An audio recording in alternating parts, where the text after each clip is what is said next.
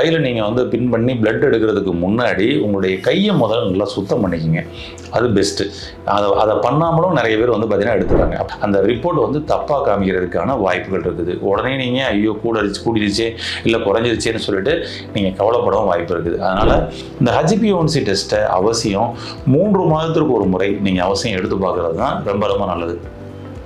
நீங்கள் லேபில் போய் நீங்களே செல்ஃபாக வந்து நீங்கள் அந்த HbA1c டெஸ்ட்டை எடுத்து பார்க்கலாம். அதில் பொதுவாக இதை வச்சு தான் நீங்கள் வந்து மெடிசனோட டோசேஜோ இன்சுலினோட டோசேஜோ உணவு முறை பழக்க வழக்கத்தில் உள்ள டோசேஜோ நீங்கள் சரி பண்ணிக்கிறது பெட்டர். நீங்கள் ஆஃப்டர் 3 இயர்ஸ் கிராஸ் பண்ணிட்டீங்க அப்படின்னாலே நீங்கள் இந்த KFTயும் LFTயும் அவசியம் வருடத்திற்கு 2 முறையாவது பார்த்துக்கிறது நல்லது. 6 மாதத்துக்கு ஒரு முறை பார்த்துக்கிறது நல்லது. இல்லைன்னா ஹெல்த் கபே சேனல் வியூவர்ஸ் அனைவருக்கும் வணக்கம். இன்னைக்கு சர்க்கரை நோய் வந்துருச்சு. இந்த சர்க்கரை நோயில் நம்ம பாடியில் இருக்கக்கூடிய குளுக்கோஸ் லெவலை பார்க்கறதுக்கு அப்படின்னு சொல்லிட்டு எல்லாரும் அவங்கவுங்க வீட்டிலேயே குளுக்கோமீட்டர் வாங்கி வச்சு செக் பண்ணக்கூடிய ஒரு சூழல் இன்னைக்கு இருக்குது. ஆனால் தவறாக நம்ம வந்து நிறைய சமயங்களில் டெஸ்ட் பண்ணிக்கிட்டு இருக்கிறோம் அப்படின்றது தான் நிதர்சனமான உண்மையாக இருக்குது. இப்போ நான் தவறாக டெஸ்ட் பண்ணுறேனா அப்படின்றத நீங்கள் எப்படி தெரிஞ்சுக்கிறது? நான் தவறாக டெஸ்ட் பண்ணாமல் சரியாக நான் டெஸ்ட் பண்ணுறதுக்கு நான் என்ன வழியை ஃபாலோ பண்ணணும் அப்படின்றத நீங்கள் எப்படி தெரிஞ்சுக்கிறத பற்றி தான் இந்த வீடியோ டீட்டெயிலாக இருக்கும். வாங்க பார்க்கலாம். பொதுவாக நம்ம கிளினிக்கில் வரக்கூடிய பேஷண்ட்ஸ் பண்ணக்கூடிய தவறுகளை தான் உங்களுக்கு இப்போ நான் கொடுக்குறேன். பெரும்பாலும் நமக்கு வந்து பார்த்திங்கன்னா டெஸ்ட் எடுக்கிறாங்க அப்படின்னு சொல்லி சொன்னோம்னா ஃபஸ்ட்டு வீட்டில் வாங்கியிருக்க குளுக்கோமீட்டரில் பண்ணக்கூடிய சின்ன சின்ன மிஸ்டேக்ஸ் என்ன அப்படின்னு சொல்லி சொன்னோம்னா, இந்த குளுக்கோமீட்டரில் பார்த்தீங்கன்னா வந்துட்டு அங்கே வந்து ஒரு நீடில் கன் இருக்கும். அந்த நீடில் இருக்கும், அதை வந்து அந்த பின் பண்ணக்கூடிய அந்த கன் இருக்கும். அந்த நீடில் பொதுவாக சிங்கிள் யூஸ் தான். ஆனால் என்ன பண்ணிக்கிறாங்க, நமக்கே தானே பார்க்குறோம் அப்படின்னு சொல்லிட்டு அந்த நீடிலேயே வந்து 3 டைம்ஸ் 4 டைம் 5 டைம்ஸ்னு சொல்லி பயன்படுத்தக்கூடிய ஒரு சூழல் இருக்குது. அந்த நீடில முதல்ல சிங்கிள் டைம் வந்து நீங்கள் வந்து பயன்படுத்துங்க. அது கொஞ்சம் பெட்டர். இல்லைனா அதனால சில விஷயங்கள்லாம் வந்து வருவதற்கான வாய்ப்பு இருக்குது. அதை முதல்ல அவாய்ட் பண்ணுங்கள். ஒன்று. அதுக்கப்புறம் நீங்கள் கை வந்து பார்த்தீங்கன்னா வந்து கையில் நீங்கள் வந்து பின் பண்ணி பிளட் எடுக்கிறதுக்கு முன்னாடி உங்களுடைய கையை முதல்ல நல்லா சுத்தம் பண்ணிக்கிங்க. அது பெஸ்ட்டு. அதை பண்ணாமலும் நிறைய பேர் வந்து பார்த்தீங்கன்னா எடுத்துடுறாங்க. அப்போ சுகர் டெஸ்ட் பார்க்க போகிறோம்னா டக்குன்னு கையை நீட்டிடுறாங்க. அவங்க என்ன பண்ணிக்கிருந்தாங்க, அதுக்கு முன்னாடி எங்கே இருந்தாங்க, என்ன ஒர்க் பண்ணாங்க, அதெல்லாம் வந்து பார்த்தீங்கன்னா கொஞ்சம் கூட இது பண்ணிக்கிறதே இல்லை. அதனால் ஃபஸ்ட்டு முதல்ல கையை வாஷ் பண்ணிவிட்டு பண்ணுங்கள். ஒன்று. அதுக்கப்புறம் வந்து ஒரு ஆல்கஹால் கிளாத் ஒன்று இருக்குதும், அதுவும் உங்களுக்கு வந்து பார்த்தீங்கன்னா வந்து மெடிக்கல் ஷாப்லேயே கூட கிடைக்கும். அதை எடுத்து முதல்ல எந்த இடத்துல நீங்கள் வந்து பஞ்ச் பண்ண போகிறீங்களோ அந்த இடத்துல கொஞ்சம் முதல்ல க்ளீன் பண்ணிக்கங்க. க்ளீன் பண்ணிவிட்டு இதை பண்ணுங்கள். அடுத்தது நீங்கள் குத்திட்டு ஒரு தடவை பஞ்ச் பண்ணிவிட்டு உங்களுக்கு பிளட் வந்து வரலை, அமுக்குறீங்க, பிளட் வரலை, உடனே திரும்ப என்ன பண்ணிடுறீங்கன்னா அப்படியே இன்னொரு விரலில் குத்துவோம், இந்த விரலில் வராது அப்படின்னு இன்னொரு விரலில் இல்லை இன்னொரு கையில் அப்படின்னு சொல்லிட்டு மாற்றி நீங்கள் வந்து பார்த்தீங்கன்னா உள்ளே பஞ்சர் பண்ணிகிட்டே இருக்கிறீங்க உங்களுடைய விரல்களை. அது மாதிரியான தவறுகள் பண்ண வேணாம். அதுக்கு என்ன பண்ணணுங்க, ஒரு இடத்துல நீங்கள் வந்து விரலில் பஞ்ச் பண்ணிவிட்டு அடுத்தது உங்களுடைய கையில் இங்கேருந்து அதை அப்படியே வந்து பார்த்தீங்கன்னா ஒரு சின்ன மசாஜ் மாதிரி ஒரு அழுத்தம் கொடுத்து அப்படியே பண்ணுங்கள். இங்கேருந்து இந்த பிளட் சர்க்குலேஷன் ஆட்டோமேட்டிக்காக ஃப்ளோ ஆகி வருங்க. உங்களுக்கு கரெக்டாக அந்த பாயிண்ட் டிப்பில் நீங்கள் பஞ்சர் பண்ண இடத்துல பிளட் ஃப்ளோ நல்லா வந்து பார்த்தீங்கன்னா வந்து வெளியில் அந்த ஒரு சொட்டுன்றது ஈஸியாக வந்து நிற்கும். நீங்கள் அதில் வந்து எடுத்துக்கலாம். அதுபோல் உங்களுடைய குளுக்கோமீட்டர் வந்து பார்த்திங்கன்னா வந்துட்டு பேட்டரி மூலமாக தான் இயங்குது. உங்களுடைய பேட்டரி வந்து பார்த்திங்கன்னா வீக்காக இருக்குது அப்படின்னு சொல்லி சொன்னோம்னா அங்கேயும் நமக்கு அந்த ரிப்போர்ட் வந்து தப்பாக காமிக்கிறதுக்கான வாய்ப்புகள் இருக்குது. உடனே நீங்கள் ஐயோ கூடிருச்சே இல்லை குறைஞ்சிருச்சேன்னு சொல்லிட்டு நீங்கள் கவலைப்படவும் வாய்ப்பு இருக்குது. அதனால் பேட்டரி மெயின்டெனன்ஸும் ரொம்ப முக்கியம். ஒன்று.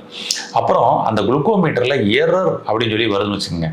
அப்போ நீங்கள் திரும்ப உடனே வந்து கவனிக்கணும். இந்த எரர் வர்ற சமயத்தில் முன்னாடியும் பின்னாடியும் எடுத்த அளவுகள் சரியாக இருக்குமா அப்படின்றதுல சரியாக சொல்ல முடியாதுங்க. அது அவ்வளவு அக்யூரேட்டாக வந்திருக்க வாய்ப்பு இல்லை. ஆமாம்.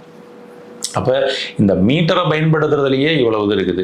லேப் டெஸ்ட்டு நீங்கள் வெளியில் போய் எடுக்க போகிறீங்கன்னா எந்த நேரத்தில் எடுக்கணும், எப்போ எடுக்கணும், என்ன மாதிரியான டெஸ்ட் எடுக்கணும் அப்படின்றதுலையும் சில விஷயங்கள் இருக்குது. அங்கேயெல்லாம் கூட நம்ம சின்ன தவறுகள் செய்கிறோம். பொதுவாக நமக்கு நம்மளுடைய ஹாஸ்பிட்டலுக்கு வரக்கூடிய பேஷண்ட்ஸ் என்னென்னலாம் மிஸ்டேக் பண்ணாங்கன்னா இது மாதிரிலாம் கூட சில மிஸ்டேக் பண்ணுறாங்க. அதான் ஒரு விஷயம்.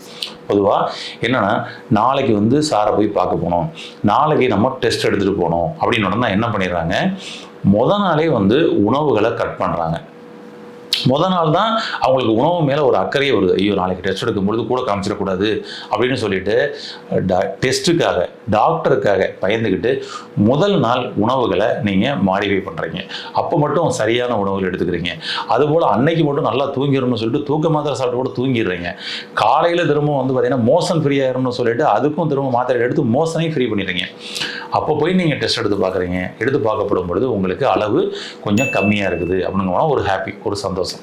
ஆனால் அது மாதிரி ரேண்டமாக பார்க்கக்கூடிய அந்த சுகரோட அந்த அளவு அப்படின்றது நீங்கள் அன்னைக்கு அதுக்கு முத நாள் என்ன பண்ணிக்கிட்டு இருந்தீங்க அப்படின்றத பார்த்தீங்கன்னா அனலைஸ் பண்ணி வர்றது கிடையாது. அந்த நேரத்தில் என்ன இருக்குதோ அதை தான் உங்களுக்கு அந்த மாதிரி காமிக்கும். அப்போ நீங்கள் இந்த கடந்த ஒரு மாதமாக கடந்த 3 மாதமாக உங்களுக்கு சுகர் லெவல் பார்த்தீங்கன்னா என்ன லெவலில் இருந்துச்சு, ஏறிச்சா இறங்குச்சான்னு பார்க்கக்கூடியது மிக முக்கியம். அதுக்கு HbA1c அப்படின்னு சொல்லி ஒரு டெஸ்ட் பண்ணுவாங்க. இந்த HbA1c டெஸ்ட்டை அவசியம் 3 மாதத்திற்கு ஒரு முறை நீங்கள் அவசியம் எடுத்து பார்க்கறது தான் ரொம்ப ரொம்ப நல்லது. நீங்கள் லேபில் போய் நீங்களே செல்ஃபாக நீங்கள் அந்த HbA1c டெஸ்ட்டை எடுத்து பார்க்கலாம். அதில் பொதுவாக 4.5 அதாவது 4.5 5 வரைக்கும் இருந்துச்சுன்னா அவங்களுக்கு சுகர் இல்லை, நார்மல் அப்படின்னு சொல்லி அர்த்தம். இன்றைக்கி நிறைய நபர்களுக்கு பார்த்தீங்கன்னா இப்போ நம்ம சிகிச்சை மையத்திலேயே பூரா 8, 10, 12 வச்சுட்டு வந்தவங்களுக்கு கூட இன்றைக்கி 4.5 to 5.5க்கே இன்றைக்கி கொண்டு வந்திருக்கிறாங்க நம்ம மருத்துவ குழு. அந்த வகையில் அவங்களுக்கு எல்லாருக்குமே ஒரு ஹாப்பி. ஆனால் அதை சரியாக ஃபாலோ பண்ணதனுடைய விளைவுகள் தான் அது. அப்போ உங்களுக்கு 4.5 to 5.5 இருக்குதுன்னா நீங்கள் சுகர்லேருந்து நார்மலாகி வெளியில் வந்துருக்கீங்கன்னு அர்த்தம்.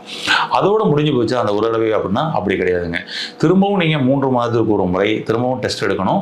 அப்பையும் 4.5 to 5.5க்குள்ளேயே உங்களுக்கு 3 மாதங்களுக்கு வந்துருந்துச்சுன்னா அடுத்து திரும்ப 6 மாதம் கழித்து ஒரு டெஸ்ட் பார்க்கணும். அடுத்து திரும்ப 6 மாதம் கழிச்சும் நார்மலாக இருக்குதுன்னா அப்புறம் நீங்கள் 1 வருஷத்துக்கு ஒரு தடவை கூட நம்மளால் HbA1c பார்த்து பண்ண முடியும். பேலன்ஸாகவே இருக்கும். அதான் ஒரு விஷயம். அதுக்கு சில இயற்கையான உணவு முறைகள், லைஃப் ஸ்டைலு, மெடிசன்ஸ், ட்ரீட்மெண்ட் அப்படின்லாம் ஒரு கோர்ஸ் இருக்கும். உங்களுக்கு அருகாமையில் இருக்கக்கூடிய ஒரு நேச்சுரோபதி டாக்டர்ஸ் நீங்கள் பார்த்தீங்கன்னா இயற்கையாகவே இப்படிலாம் பார்த்தீங்கன்னா வெளியே வருவதற்கான வாய்ப்புகளையும் வழிவகைகளையும் சொல்லுவாங்க. ஆயுர்வேத மருத்துவர்களோ சித்த மருத்துவர்களோ பார்த்தீங்கன்னா இதற்கான சோர்சஸ் உங்களுக்கு கிடைக்கும். ஒன்று. இப்போ HbA1c பார்க்குறோம். இந்த HbA1c ரேண்டமாக நீங்கள் பார்க்கலாம். அந்த சமயத்தில் நீங்கள் சாப்பிட்டு போயிருக்கலாம், சாப்பிடாமல் போயிருக்கலாம். அதை பற்றி ஒன்றும் பிரச்சனையே இல்லை. HbA1c பொறுத்தளவுக்கு அது 3 மாத ஆவரேஜ் உங்களுடைய ஹீமோகுளோபினுக்குள்ளே எவ்வளோ குளுக்கோஸ் இருக்குன்னு பார்க்கக்கூடிய ஒரு அளவு முறை. அதை நீங்கள் தாராளமாக பார்த்துக்கலாம். ஆனால் இங்கே அடுத்து இன்னொரு மிக முக்கியமான விஷயம், இந்த HbA1cன்றது 3 மாத ஆவரேஜ். ஆனால் தற்போதைய நிலையை நீங்கள் பார்க்கணும் அப்படின்னு சொல்லி சொன்னோம்னா எம்டி ஸ்டொமக்கில் பார்க்குறது தான் பெஸ்ட். எம்டி ஸ்டொமக் எப்போங்க அப்படின்னம்னா காலையில் நீங்கள் எழுந்திரிச்சு ஒரு 20 நிமிஷம் அந்த 20 மினிட்ஸ் கேப்பில் நீங்கள் முதல்ல உங்களுடைய சுகரை செக் பண்ணுங்கள். அதுதான் உங்களுடைய எம்டி ஸ்டொமக்கில் ரியாலிட்டி. உங்களுடைய பேன்க்ரியஸோட இன்சுலின் சுரப்பு எந்த அளவுக்கு இருக்குது, எந்த அளவுக்கு உங்கள் பாடியில் ஆட்டோமேட்டிக்காக அந்த இன்சுலின் கட்டுப்படுத்துது அப்படின்ற ஒரு விஷயத்தை உங்களால் அப்போ தெரிஞ்சுக்க முடியும். நிறைய பேர் காலையில் எழுந்த உடனே அந்த 5 நிமிஷத்துலேருந்து 20 நிமிஷத்துக்குள்ளே செக் பண்ணுறதுன்றதே கிடையாது. காலையில் சாப்பாடுக்கு முன்னாடி செக் பண்ணணும், காலைல சாப்பாடுக்கு அப்புறம் செக் பண்ணணும், இரவு சாப்பாடுக்கு முன்னாடி செக் பண்ணணும், இரவு சாப்பாடுக்கு அப்புறம் செக் பண்ணணும்னு சொல்லிட்டு சாப்பாட்டுக்கு முன்னாடி ஒரு அரை மணி நேரத்துக்கு முன்னாடி போய் செக் பண்ணுறதும் சாப்பிட்டதுக்கு அப்புறம் செக் பண்ணுறதும் தான் நிலை இருக்குது. அதனால் உங்களுடைய இயல்பான நிலை, உங்களுடைய குளுக்கோஸை கண்ட்ரோல் பண்ணக்கூடிய அளவுக்கு இன்சுலினோட செயல்பாடு எப்படி இருக்குதுன்னு பார்க்கணும்னா மார்னிங் எம்டி ஸ்டொமக் எழுந்த உடனே 5 நிமிஷத்துலேருந்து 20 நிமிஷத்துக்குள்ளே ஒரு செக்அப் பண்ணி பாருங்கள். இதுதான் பெஸ்ட். அப்போ அந்த சமயத்தில் கிடைக்கிறது தான் நம்மளுடைய ஆக்சுவல் ரேஷியோ. இதை வச்சு தான் நீங்கள் மெடிசனோட டோசேஜோ இன்சுலினோட டோசேஜோ உணவு முறை பழக்க வழக்கத்தில் உள்ள டோசேஜோ நீங்கள் சரி பண்ணிக்கிறது பெட்டர். கரெக்டுங்களா? அப்போ சரியானது இந்த மாதிரி ஏர்லி மார்னிங் டெஸ்ட் பண்ணுறது அப்படின்னு சொல்லலாம். அதுக்கப்புறம் நீங்கள் நீங்களே ஏமாற்றிக்கிற ஒரு சூழல் இருந்துச்சுன்னா அதை முதல்ல மாற்றிக்கிங்க. நாளைக்கு போய் டெஸ்ட் எடுக்கணும், நாளைக்கு டாக்டரை பார்க்கணும் அப்படின்னு சொல்லிட்டு நீங்கள் அன்றைய நாள் மட்டும் ஒழுக்கமாக இருந்து அதுக்கு நாள் மட்டும் ஒழுக்கமாக இருந்து உணவு முறைகளையும் லைஃப் ஸ்டைலையும் ஒழுக்கமாக இருந்து பிரயோஜனம் இல்லை. அது உங்களை நீங்களே ஏமாற்றிக்கிறதுக்கான ஒரு விஷயம் அப்படின்றத புரிஞ்சுக்கங்க. அதான் ஒரு விஷயம். ஏன்னா அங்கே போய் டாக்டர்கிட்ட செக் பண்ணும்பொழுது 128 இருந்துச்சு சார் அப்படின்னா, வீட்டுக்கு மறுநாள் செக் பண்ணால் 250 இருக்குது சார். அதுக்கு காரணம் அவங்க அந்த கொடுத்த அந்த மெடிசன்ஸோ நீங்கள் சாப்பிட்ட உணவுகளோ அப்படின்றத விட உங்களுடைய லைஃப் ஸ்டைல் சேஞ்சஸ் உடனடியாக நீங்கள் அந்த மாற்றிக்கிட்டதனுடைய விஷயம்தான். அதான் ஒரு விஷயம். அதனால் ஃபஸ்ட்டு அந்த இதை பண்ணுங்கள். அடுத்தது காலையில் சாப்பாட்டுக்கு முன்னாடி எடுக்கிறது மாதிரி சாப்பிட்டதுக்கு அப்புறம் வந்து பிபி செக் பண்ணுவீங்க இல்லையா, அந்த சாப்பிட்டதுக்கு அப்புறம் வந்து நீங்கள் வந்து செக் பண்ணுறது அப்படின்றது குறைஞ்சபட்சம் 1.5 மணி நேரம் கேப் வச்சுங்க. 1.5 ஹவர்லேருந்து 2 ஹவர்ஸ் நீங்கள் வந்து கேப் வச்சுருங்க. 2 ஹவர்ஸ்க்கு அழிச்சு செக் பண்ணீங்கன்னா கூட நல்லது தான். ஏன்னா நீங்கள் சாப்பிட்டு ஒரு மணி நேரம் 1.5 மணி நேரத்துக்கு உள்ளேலாம் செக் பண்ணிங்கன்னா கன்ஃபார்மாக சுகர் அளவு கூட தான் இருக்கும். ஒரு நார்மல் பெர்சன்ஸுக்கே அவருக்கு வந்து பார்த்தீங்கன்னா சாப்பாட்டுக்கு முன்னாடி 90 காமிக்குது அப்படின்னு சொல்லி சொன்னோம்னா, சாப்பாட்டுக்கு அப்புறம் 120, 125 அந்த மாதிரிலாம் போயிடும், 120 வரைக்கும். அப்போ இவ்வளோ விலைக்கு நார்மல் பெர்சன்ஸுக்கே மேலே ஏறுது அப்படின்னா, டயபெட்டிக் பேஷண்ட்ஸுக்கு நிச்சயமாக சாப்பிட்ட உடனே நீங்கள் ஒரு 1 ஹவருக்குள்ளெல்லாம் செக் பண்ணிங்கன்னா ரொம்ப அதிகமாக தான் காமிக்கும். அதனால் 2 ஹவர்ஸ் டைம் எடுத்துக்கங்க. 2 ஹவர்ஸ் டைம் எடுத்துகிட்டு செக் பண்ணுங்கள். ஒன்று.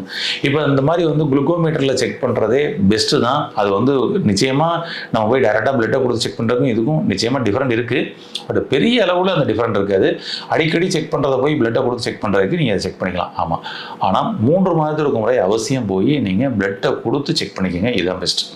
அதுபோல் உங்களுக்கு டயபெட்டிக் வந்து ஒரு 3 வருஷம் இருக்குது அப்படின்னு சொல்லி சொன்னோம்னா, நீங்கள் வெறும் சுகர் டெஸ்ட்டு, வெறும் ஹெச்பிஎன்சியை மட்டும் பார்த்து பிரயோஜனம் இல்லைங்க. இன்னும் சில உறுப்புகள்லாம் நீங்கள் வந்து பார்க்க ஆரம்பிச்சிடணும். அதுதான் ஒரு விஷயம். அங்கே நீங்கள் கவனம் செலுத்தணும். குறிப்பாக யூரின் டெஸ்ட்டு நீங்கள் வந்து அவசியம் வந்து அடுத்த 3 மாதத்துக்கு கூட எடுக்கும் பொழுது யூரின் டெஸ்ட்டுமே நீங்கள் வந்து எடுத்துடணும். யூரினில் ஏதாவது குளுக்கோஸ் போகுதா, புரோட்டீன் லீக்கேஜ் ஆகுதா, அதில் எல்லாமே நீங்கள் வந்து செக் பண்ணிக்கணும். அது பெட்டர். ஒன்று. அதே போல் யூரின் பார்த்த மாதிரி அடுத்தது கிட்னி ஃபங்க்ஷன் டெஸ்ட்டு, கேஎஃப்டி அப்படின்னு சொல்லி சொல்லுவாங்க. அதுவும் வந்து நீங்கள் வந்து பார்த்துடலாம். அடுத்தது எல்எஃப்டி அப்படின்னு சொல்லுவாங்க. எல்எஃப்டி அப்படின்றது லிவர் ஃபங்க்ஷன் டெஸ்ட்டு. இதுவும் பார்த்துடணும். நீங்கள் ஆஃப்டர் 3 இயர்ஸ் கிராஸ் பண்ணிட்டீங்க அப்படின்னாலே நீங்கள் இந்த கேஎஃப்டியும் எல்எஃப்டியும் அவசியம் வருடத்திற்கு 2 முறையாவது பார்த்துக்கிறது நல்லது. 6 மாதத்துக்கு ஒரு முறை பார்த்துக்கிறது நல்லது. இல்லைன்னா அட்லீஸ்ட் 1 வருஷத்துக்கு கூடயாவது பார்க்கணும். ஆனால் 6 மாதத்துக்கு கூடயாவது பாருங்கள். அது ரொம்ப ரொம்ப நல்லது. ஏன்னா உங்களுடைய லிவர் அப்படின்றவர் உங்களுடைய உடம்போட இம்யூனிட்டி சிஸ்டத்தை பாதுகாக்கக்கூடியவர்.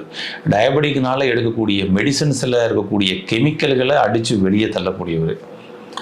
அப்போ அதே போல் வந்து கிட்னி அவனு பார்க்கப்படும் பொழுது உங்களோட ரத்தத்தில் நீங்கள் உங்களுடைய மெடிசன்ஸ் ஃபுல்லாக வந்து உங்களோட ரத்தத்தில் தான் கலக்கும். அப்போ ரத்தத்தில் இருக்கக்கூடிய கெமிக்கல் மெடிசன் டாக்சின்ஸை வெளியேற்றக்கூடிய நபர் அந்த கிட்னி. அப்போ அந்த கிட்னி ஃபங்க்ஷன் டெஸ்ட்டு நீங்கள் எடுத்து பார்த்துக்கிறது ரொம்ப ரொம்ப நல்லது. லிவர் ஃபங்க்ஷன் டெஸ்ட்டும் கிட்னி ஃபங்க்ஷன் டெஸ்ட்டும் எல்எஃப்டி கேஎஃப்டி நீங்கள் செல்ஃபாகவே அதை வந்து எடுத்து பார்த்துங்க. அது ரொம்ப நல்லது.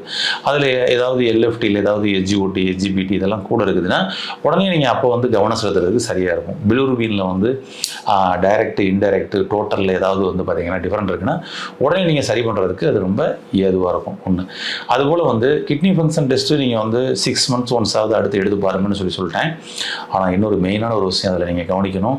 கிட்னி ஃபங்க்ஷன் டெஸ்ட் எடுக்கப்படும் பொழுது EGFR அப்படின்னு சொல்லுவோம், கிளாமருலஸ் ஃபில்ட்ரேஷன் டெஸ்ட். அப்போ இந்த EGFR வந்து எவ்வளோன்றதை முதல்ல பார்த்துருங்க. அந்த கிளாமருலஸ் ஃபில்ட்ரேஷன் ரேட் வந்து உங்களுக்கு ஆவரேஜாக 90க்கு மேலே இருக்கணும். 90க்கு மேலே 100, 110 அப்படிலாம் இருக்குதுன்னா சூப்பர். நீங்கள் உங்களுடைய சிறுநீரகத்தை நல்லா பாதுகாத்துருக்கீங்க, நல்லா இருக்குன்னு அர்த்தம். ஆனால் 90க்கு கீழே வருது, 80, 85, 70, 60, 50ன்னு சொல்லி ஏதோ குறைஞ்சிருக்குது அப்படின்னம்னா உடனே அலர்ட் ஆகணும். அப்போ உங்களுக்கு 90 இருக்குதுன்னா கூட உடனே திரும்ப நீங்கள் கிட்னியை நீங்கள் எப்போவுமே நல்லா கிளென்சிங் பண்ணி வச்சுக்கிற மாதிரியும், யூரினை அடக்காத நிலையை வச்சுக்கிற மாதிரியும், யூரின் நல்லா பிரிகிற மாதிரியான உணவுகளையும் தண்ணிகளையும் எடுத்துக்கிற மாதிரியும் வச்சுக்கிறது நல்லது. ஏன்னா இன்றைய டயபெட்டிக் பேஷண்ட் நாளைய சிறுநீரக நோயாளிகள். அதை முதல்ல புரிஞ்சுங்க. நீங்கள் மாத்திரை எடுத்தாலும் கிட்னியோட எனர்ஜி குறைய தான் செய்யும்.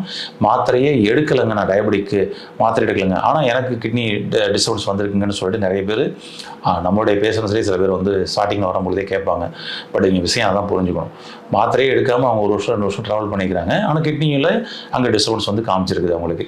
அப்போ காரணம் என்ன அப்படின்னு சொல்லி சொன்னோம்னா, பொதுவாக சர்க்கரை நோய் என்ன சொல்லுவாங்க, நீரிழிவு நோய் அப்படின்னு சொல்லுவாங்க. அது சிறுநீர் வழியாக தான் உங்களுடைய எக்ஸஸ் குளுக்கோஸ் எல்லாம் வெளியேற்றக்கூடிய வேலை நடக்கும். அதுலேயே வந்து அவருக்கு ஓவர்லோட் ஆகிறது, அங்கே தேக்கம் வர்றது, அதனால ஏற்படக்கூடிய டிஸ்டர்பன்ஸும் அதனால் ஏற்படுவதற்கு வாய்ப்புகள் இருக்குது. அந்த வகையில் உங்களுக்கு எல்எஃப்டியும் கேஎஃப்டியும் எடுத்து நீங்கள் 6 மந்த்ஸ் ஒன்ஸ் பார்த்து இந்த 2 ஆர்கனையும் பலமாக வச்சுக்கிட்டிங்கன்னா பெட்டருங்க. இதுதான் ரொம்ப ரொம்ப மெயினான விஷயம். அதுக்கப்புறம் நீங்கள் பீட்டா செல்ஸ் நல்லா இம்ப்ரூவ் ஆகிற மாதிரியான உணவுகள், பேன்க்ரியாஸை ஸ்டிமுலேட் பண்ணுற மாதிரியான சில எக்ஸசைஸு, இது மாதிரி சில விஷயங்களை பண்ணுங்கள். ஆமாம், இதுதான் நீங்கள் டெஸ்ட்டில் நீங்கள் தவறு பண்ணக்கூடிய ஒரு விஷயமே. இப்போ எப்போ டெஸ்ட் எடுக்கணும் அப்படின்ற சில விஷயங்களை உங்களுக்கு நான் சொல்லிட்டேன். இதன் மாதிரி நீங்கள் டெஸ்ட்டை மட்டும் இப்படி எடுத்துக்கோங்க, பெட்டராக இருக்கும். என்ன தான் இருந்தாலும் இப்போ டெஸ்ட் எடுத்து பார்த்துட்டேன், அங்கே சுகர் பார்த்தா 300 320 காமிக்குதுங்க. இப்போ அதை நான் குறைக்கணுமேங்க, அதுக்கு ஒரு எளிமையான தீர்வு சொல்லுங்கள் அப்படின்னா, நிறைய சர்க்கரை நோயை குறைக்கிறதுக்கு நிறைய டிப்ஸ் நம்ம ஹெல்த் கபேல ஆல்ரெடி நிறையவே கொடுத்துக்கிறோம். அதை நீங்கள் பார்த்தீங்கனாலே நிச்சயமாக நிறைய சோர்ஸஸ் கிடைக்கும். பட் எல்லாம் என்ன தான் நீங்கள் ஃபாலோ பண்ணாலும் உங்கள் அருகாமையில் இருக்கக்கூடிய ஒரு இயற்கை மருத்துவமனையோ ஆயுர்வேதமோ சித்தாவோ ஏதோ ஒன்று அந்த டாக்டர்களை பார்த்து நம்ம அவங்க கூட அப்படியே அவங்களுடைய கைட்னஸில் போகிறது தான் ரொம்ப ரொம்ப பெட்டர். இதை முதல்ல ஃபாலோ பண்ணி பாருங்களேன், ரொம்ப அற்புதமாக இருக்குங்க. டெஸ்ட்டை உங்களை நீங்களே ஏமாற்றிக்கிறாமல் சரியாக அந்த மாதிரி டெஸ்ட் எடுங்க, ஃபாஸ்டிங் எடுங்க, அதுபோல் பிபி கரெக்டாக எடுங்க, ஹெச்பிஎன்சி சரியாக எடுங்க. 3 மாதத்துக்கு ஒரு முறை அவசியம் ஹெச்பிஎன்சியை பார்த்து அதை பேலன்ஸ் பண்ணி குறைக்கிறதுல ஈடுபடுங்க. இல்லைன்னா அது மல்டி ஆர்கன் ப்ராப்ளத்தை கொண்டு போய் விட்டுரும். அதனால் ஆரம்பத்திலேயே காப்பாற்றிக்கிங்க. வாழ்த்துக்கள், நன்றி.